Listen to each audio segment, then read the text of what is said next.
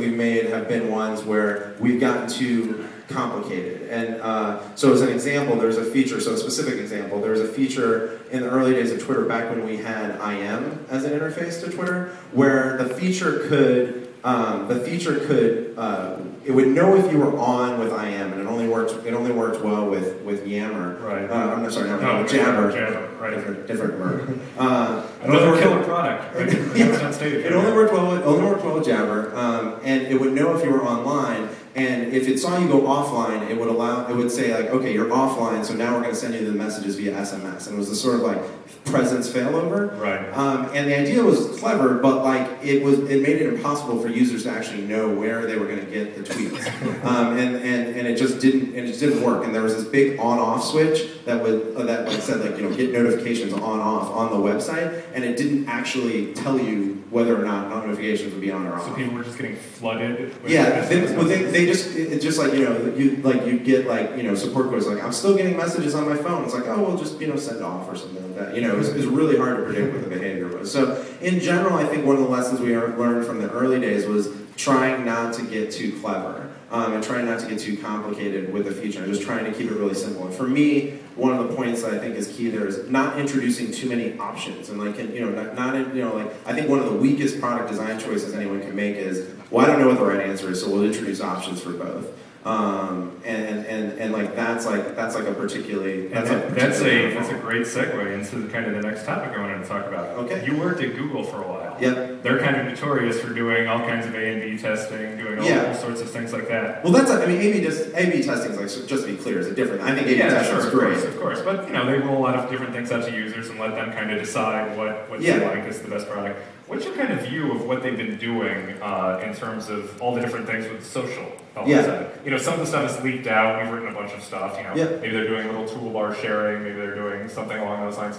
How do you think they're doing overall? Well, I don't know if we know the complete answer. Some stuff is leaked out, but I don't think it's fair to judge a product team on particularly Google, where everything you do is under such scrutiny. I know from having worked there, it's not really fair to judge a product or have people draw conclusions based on stuff that's just been leaked or whatever. I think we need to wait and see what they actually launch. But they haven't. I worked in that before.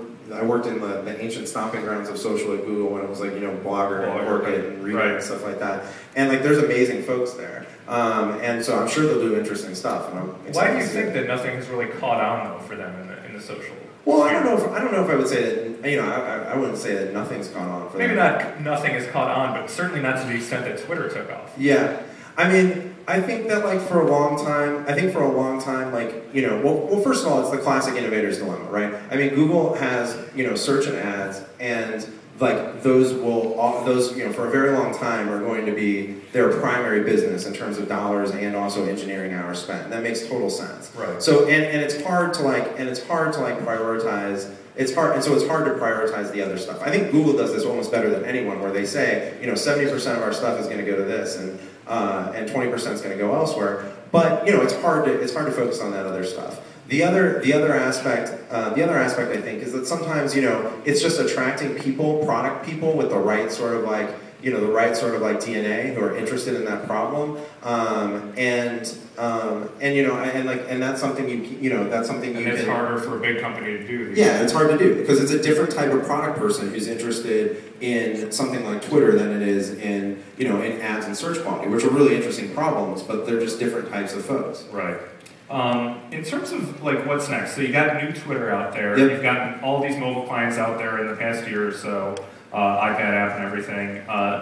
Maybe you don't have a specific answer for what you're working on right now, don't feel free to give that. But maybe you have an idea of what Twitter needs to do better. Yeah, I think if I was to put one line on what I think Twitter needs to do better, it's to create a better consumption experience, to continue to focus on the consumption experience. We're very fortunate right now that we have close to 100 million tweets a day, and we have huge international reach.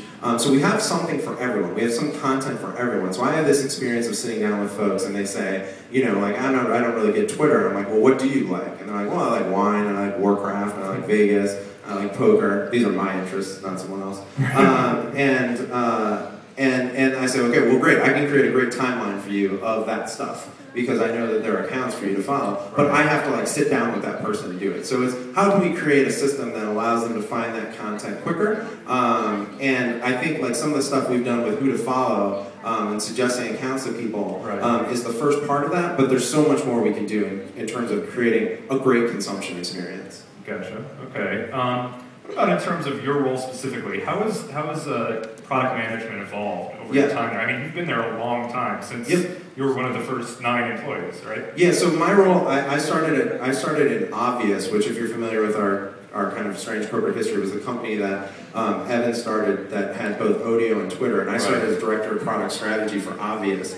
And my role at that point was one of the first decisions I had to make was whether or not Obvious was going to focus on, where I was asked to participate in, was whether Obvious was going to focus on just Twitter or do a bunch of different stuff. Right. And we said, we got to do just Twitter, and we went to South by Southwest a month later, and then we decided to fund the company. Good choice. Yeah, it was, it turned out to be a good choice. I also wanted to change the name of the product. That would have been a bad choice. Really? What was that? I wanted to have something that ended in ing, because I thought it would be more present tense. Did you have a specific thing in mind? I thought fleeting was good. Fleeting. Yeah, but anyway, it was a terrible idea. Yeah. But and then I went to Twitter, and then I started doing product management. And I've had several different jobs at the company, and I think one of the things that's interesting about being a company that goes from 9 folks to over 300 folks is that your role changes a lot. So one of the things actually I wanted to talk about today here at LEWEB is my own transition. I actually announced to the company last Friday that I'm going to be leaving Twitter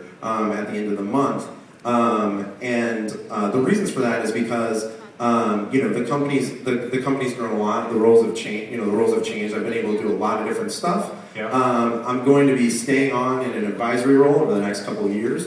But and in terms of the changes that we've made.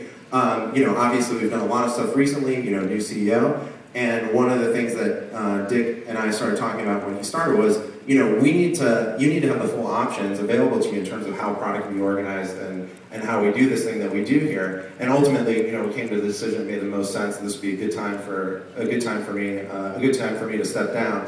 So I'm excited to continue, in an advisory capacity, and I'm also we wanted, one of the reasons I wanted to do it here at LEWEB was because we like one of the values that we have as a company is to have open and transparent communication. We're trying to be very clear about what we want to do. This is about as transparent. You're signing on stage, right? And so we wanted to try to do it live. So okay, the first obvious question that will